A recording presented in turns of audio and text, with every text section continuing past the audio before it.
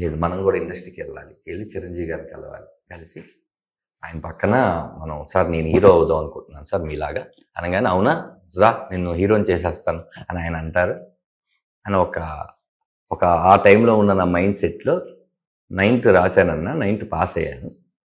10th రాయాలి, సెలవులు ఎక్కాం, jump lorry ఎక్కాం, పోపుల డబ్బాలో డబ్బులు తీసుకుని వచ్చేస్తాం. వచ్చిన తర్వాత అర్థమైందన్న నాకు అప్పుడు సినిమా తెలిసింది. నాకు కనిపించింది ప్రతి సెక్యూరిటీ గార్డు వాచ్మెన్కి పరిచయం అయ్యాను, కానీ నేను ఆ ఇంటి లోపల ఉన్న వ్యక్తులకి పరిచయం కాలేదు. ఇంకా కసి వచ్చింది. నా విజన్ వేరేలాగా అనుకున్నాను. అంటే చాలా ఇంటర్వ్యూలో చెప్పాను, ఇది చిరంజీవి గారి ఇల్లు అయితే పక్కనే బాలకృష్ణ గారి ఇల్లు ఉంటుంది, ఆ పక్కన వెంకటేష్ గారిది, ఆ పక్కన నాగార్జున గారిది, ఇలా అందరి పక్క పక్కన ఉంటాయి, అందుకే దాన్ని ఫిలిం నగర్ అనేవాళ్ళ నవ్వునేవాళ్ళు. వచ్చినాక ఇక్కడ కోటా శ్రీనివాసరావు గారు ఉంటారు, బాబుమోహన్ గారు ఉంటారు, అక్కడ గుమ్మడి గారు ఉంటారు, ఇక్కడ మాడా వెంకటేశ్వరరావు గారు ఉంటారు, సురేష్ బాబు గారు ఉంటారు, ఇక్కడ 2 స్టూడియోలు ఉంటాయి. ఆచారం వెళ్తేనే అమ్మానాయుడు గారి స్టూడియో ఉంటుంది, జూబ్లీస్ చెక్ పోస్ట్ దగ్గర అన్నపూర్ణ, ఇవన్నీ తెలియదండి. ఇక్కడికి వచ్చినాక తెలుసు. ఇన్ని స్ట్రగుల్స్లో ఆకలి అనేది ఒకటి ఉంటుంది కదా. పారిపోయి వచ్చిన 400 లారీ కొంత వెళ్ళిపోద్ది, బస్సు కొంత వెళ్ళిపోద్ది, ఒక రోజు పూట గడుస్తుంది. కానీ ఆకలి విలువ తెలిసింది. ఇంటికి వెళ్ళినప్పుడు అన్నం తినరా అంటే మనం ఏదో గోళీలు ఆటలో బొంగరం ఆటలో ఆడేసేసి కాళ్ళు వెనకాల కూడా సగం తడవక ముందే కూర్చొని అన్నం తినేసి ప్లేట్ని ఇట్లా అనేసిగా పెరిగిన మనం ఫస్ట్ టైం వాళ్ళు ఎవరో పిలవకపోతే మనకు కూడా ఆకలేస్తుందా అనే విషయం తెలుసుకొని నేను ఒక హోటల్లో సర్వర్గా జాయిన్ అయ్యాను. కాకతీయ మెస్సో అన్నపూర్ణ మెస్సో, నేను అది కరెక్ట్గా గుర్తులేదన్నా, మొన్నటి వరకు గుర్తుండేది, ఈ టైమ్స్లో గుర్తులేదు. ఫిలిం నగర్ ఆనంద్ సినీ సర్వీస్ పక్కన ఉండేది, తిరువీధి గోపాలకృష్ణ గారి ఆఫీస్ అది. అక్కడ ఉండేది మెస్ ఉండేది. ఆ మెస్లో ఆయన చాలా గొప్ప వ్యక్తి. ఆయన పేరు మర్చిపోతే, అన్నం పెట్టిన ఆయన పేరు మర్చిపోతే అమ్మను మర్చిపోయినట్టే.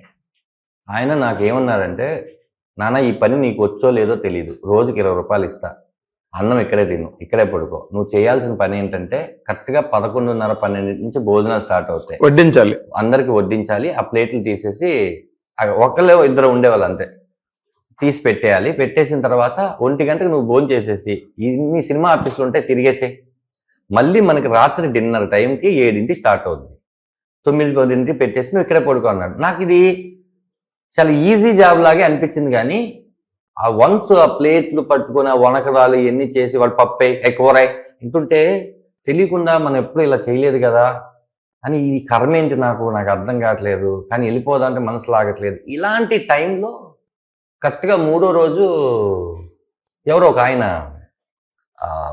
వచ్చి పప్పు సాంబార్ వేస్తున్నాను, ఇలా చూసి నువ్వు సత్యరాజు గారి అబ్బాయి కదా అన్నాడు. నేను తక్కువ పెట్టేసి వెనక్కి వెళ్ళిపోయాను. అబ్బాయి వెళ్ళిపోయాడు లేదంటే అతను ఏదో మేనేజర్తో మాట్లాడుతాం, విజువల్గా అనిపిస్తుంది. అయిపోయిన తర్వాత నేను పని చేసుకుంటే అతను చేయకమ్మా నువ్వు భోజనం చేసేసి పడుకో, ఎక్కడికి వెళ్ళకు నాకు చెప్పకుండా అన్నాడు. అది చేస్తే నన్ను ఎక్కడికి వెళ్ళనివ్వట్లేదు 2-3 రోజులు. 3వ రోజు మా అమ్మ ఉంది, అతను ఉన్నాడు. అతను ఎవర్రా అంటే మా నాన్న లారీ డ్రైవరు. మా నాన్న లారీలకి మా నాన్నగారు అప్పటికే చనిపోయి ఉన్నారు. లారీకి క్లీనర్గా చేసిన అతను హైదరాబాద్ మీద పని మీద వచ్చి అతను ఫిలిం నగర్ చూద్దామని ఈ మెస్కి వచ్చారు అతను. ఇప్పుడు ఊర్లో మీ అమ్మ తిరగని గడపలేదు, నువ్వు ఎక్కడికి వెళ్ళిపోయో తెలియదు, ఫోన్ కమ్యూనికేషన్ లేదు, ఏమీ లేదు, ఎవరు కొట్టాలో తెలియదు, మీ అమ్మ ఎలా బాధపడుతుందంటే అప్పుడు మా అమ్మ గట్టిగా కొడతదేమో అనుకుంటే అమ్మ ప్రేమ కౌగులు ఇచ్చేసుకొని మొత్తం చెప్పినాక అప్పుడు డిసైడ్ అయింది ఏంటంటే, అక్కడే భోజనం చేసినాక డిసైడ్ అయింది ఏంటంటే, అమ్మ వాళ్ళది లవ్ మ్యారేజ్, అటు నాన్నగారి తరపున వాళ్ళు ఎప్పుడో వదిలేశారు, నాన్నగారు చనిపోయారు, ఇటు అమ్మగారు వాళ్ళు కూడా పట్టించుకుంటలేదు, అక్కడ నువ్వు నేనే ఉండాలి, ఇక్కడ నువ్వు నేనే, కానీ నేను సినిమా యాక్టర్ అవుదాం అనుకుంటున్నానమ్మా, నేను కష్టపడతాను అని చెప్తే అమ్మ ఆయాగా జాయిన్ అయ్యి అపోలో దగ్గర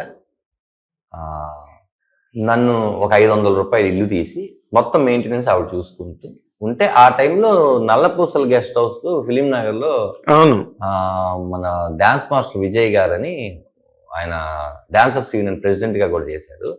ఆయన సూపర్ స్టార్ ఫిల్మ్ ఇన్స్టిట్యూట్ అని ఒకటి పెట్టారు. నన్ను సొంత కొడుకులాగా చూసుకున్నాడు. చూసుకొని అప్పుడే క్లాసెస్ స్టార్ట్ అవుతుంది. సత్యం యాభి గారు ఆయన దగ్గర యాక్టింగ్ నేర్చుకుని జై అనే సినిమా సెలక్షన్ జరుగుతున్నాయంటే దానికి పంపించి ఆ సినిమాలో సెలెక్ట్ అయ్యి, ఆ సినిమాలో చిన్న క్యారెక్టర్ అది మా అమ్మ గెలాక్సీ థియేటర్ కిందకి వెళ్ళినప్పుడు చూసింది. మా అమ్మ నా ఫస్ట్ సినిమా యాక్ట్ చేయడం మా అమ్మ గారు చూశారు. ఈ ప్రాసెస్ జరుగుతుంటే కరెక్ట్గా ఎప్పుడో ఒక ఫోటో ఇచ్చాను నేను ఎక్కడో, అది జగడం ఆడిషన్ పిలిచారు. ఆ జగడంలో సెలెక్ట్ అవ్వడం, ఆ జగడం సినిమా రిలీజ్ అవ్వడం, నాకు మంచి పేరు రావడంతో ఇంకా ఆ రోజు నుంచి నేను మళ్ళీ వెనక్కి తిరిగి చూసుకోలేదండి. అది నా జర్నీ. అమ్మ ఇవన్నీ చూసారా? అమ్మ చూసింది ఓన్లీ జై సినిమా అంతే. నా తర్వాత చనిపోయారు క్యాన్సర్తో. ఓకే. అది ఓవరాల్గా ఏంటంటే ఇప్పుడు ఈ కథ చాలా మందికి నేను చెప్పుంటాను.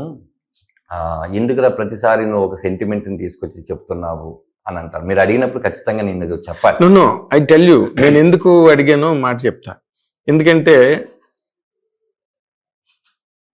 ఎక్కడో చిరునామా లేని ఒక ప్రదేశం నుంచి చిత్ర పరిశ్రమలోకి వచ్చి నువ్వు ఒక సినిమా ప్రొడ్యూస్ చేసి ఒక 50 లక్షలు పోగొట్టి మళ్ళీ నిలదొక్కుని ఇప్పుడు మళ్ళీ సినిమా డైరెక్టర్ అయ్యి మీవన్నీ చాలా గొప్ప కేస్ స్టడీస్, పర్సనాలిటీ డెవలప్మెంట్కి ఉపయోగపడేవి. అంటే గబుక్కొని ఎవడైనా బాటిల్ నెక్ సిచ్యుయేషన్లో ఉండి ఎటెళ్లాలో తెలియని పరిస్థితి, చచ్చిపోదామా లేకపోతే ఊరికి మళ్ళీ పారిపోదామా అని రాజీ పడకుండా అమ్మ ధనరాజు ఇక్కడ నిలబడ్డాడు అనే ఒక క్లూ జనరల్ పబ్లిక్ కానీ లేకపోతే నీ తర్వాత సినిమా ఇండస్ట్రీకి వచ్చిన చాలా మందికి అది హెల్ప్ అవ్వాలి, అవుతుంది. ఇంకా నువ్వు గట్టిగా నిలబడ్డావు, ప్రూవ్ చేసుకున్నావు. ఇప్పుడు మీ నాన్నగారు అసలు నీకు మీ నాన్నగారికి ఏమైనా ఇంటరాక్షన్ ఉండిదా? లేదన్న, అంటే నాకు బేసిక్గా ఏంటంటే నా చిన్నప్పుడు చనిపోయారన్న, బాగా అంటే లారీ యాక్సిడెంట్ లోనే చనిపోయారు ఆయన. ఓకే. కాబట్టి అంత ఇంటరాక్షన్ లేదు. అమ్మతో ఉంటుంది. ఇప్పుడు ఈ రామన్ రాఘవం సినిమా అంతా తండ్రి కొడుకులు ఇంటరాక్షన్ ఏదైతే పోగొట్టుకొని ఉందో అదంతా నాకు సముద్రకని గారు ఇచ్చారు. నేను అందుకే ఇదంతా నిన్ను అడిగింది దేనికంటే ఇప్పుడు ఈ సినిమా తండ్రి కొడుకులు కదా, నాన్నకి ప్రేమతో సంథింగ్ లైక్ దట్ కదా. ఇప్పుడు ఈ పిచ్చింగ్ లోకి ఎందుకు వచ్చావు? నువ్వు కమెడియన్వి. ఒక రకంగా చెప్తుంటే నాకు ఇప్పుడు నిజమేనేమో ఈ కథ నేను సెలెక్ట్ చేసుకోవడానికి ఎక్కడో ఇన్నర్ గా అది ఉందేమో, నిజమే కదా అనిపిస్తుంది. ఆ ఎమోషనల్ టచ్లు నాకు ఎందుకు ఇష్టం అన్నానంటే ఆ ఎమోషన్ నేను ఎక్కువ ఫీల్ అయ్యి ఉండొచ్చు. మీరు అన్నట్టు ఇందులో నిజంగా ఆన్ స్క్రీన్లో మేమిద్దరం తండ్రి కొడుకులమే కాదు, బయట కూడా ఆయన నన్ను కొడక అంటాడు. ఓకే. నాన్న లాగే ఉంటాము. నేను అదేంటన్నా అంటే అది పలికింది. ఈ పోస్టర్ చూసిన చాలా మంది మీరిద్దరు అచ్చుగుద్దినట్టు తండ్రి కొడుకుల్లాగే ఉన్నారు, ఆయనకి ఒకవేళ ఇంకొక 30 ఏళ్ళు కిందట ఆయన చూస్తుంటే ఇలాగే ఉంటాడేమో, లేదా నువ్వు ఒక 10 ఏళ్ళు 20 ఏళ్ళ తర్వాత అయితే అలాగే ఉంటావేమో అని చాలా మంది చెప్పారు.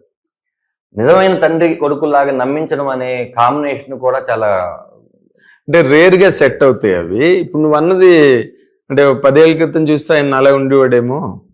ఇప్పుడు నువ్వు ఇందాక అన్నావు కదా ఒక 60 ఏళ్ళు వచ్చాక కూడా నేను చెయ్యాలండి అని. సో ఇది నీకు అదే ఇన్స్పిరేషన్ అన్న, వీళ్ళందరూ ఇన్స్పిరేషన్.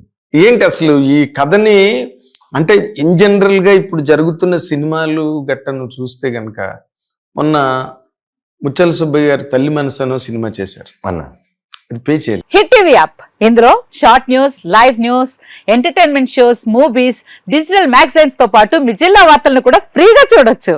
అంతేకాదు కేజీ నుంచి పీజీ వరకు విద్యార్థులకు స్కాలర్షిప్ కూడా అందిస్తున్నాం. ప్రతి వారం 10 మందికి లక్కీ డ్రా ద్వారా ఒక్కొక్కరికి 10,000 రూపాయలు అందిస్తున్నాం. ఇంకెందుకు ఆలస్యం, వెంటనే హిట్ టీవీ యాప్ ని డౌన్లోడ్ చేసుకుని ఫ్రీగా ఎంటర్టైన్మెంట్ పొందండి. Hit TV app. Hit TV app. Please download hit TV app. Hit TV app ని ఫ్రీగా డౌన్లోడ్ చేసుకుని ఎంజాయ్ చేయండి. మీకు నచ్చిన ఎంటర్టైన్మెంట్ కోసం హిట్ టీవీ యాప్ ని ఫ్రీగా డౌన్లోడ్ చేసుకుని ఎంజాయ్ చేయండి. హిట్ టీవీ యాప్ ని డౌన్లోడ్ చేసుకుని ఆస్వాదించండి, ఆశీర్వదించండి. ఇంతమంది సెలబ్రిటీలు హిట్ టీవీ యాప్ ని డౌన్లోడ్ చేసుకోండి అని చెప్తున్నారంటే ఎంత మంచి యాప్ ఆలోచించండి. అమెరికాలో చదవాలనుకునే వాళ్ళకి విశ్వసనీయమైన పేరు మన శౌర్య కన్సల్టెన్సీ. UK లో 1 year masters, UK లో 1 year masters, 2 years work permit up to 5 years visa. Contact Saurya Consultancy. Contact 89851 89851.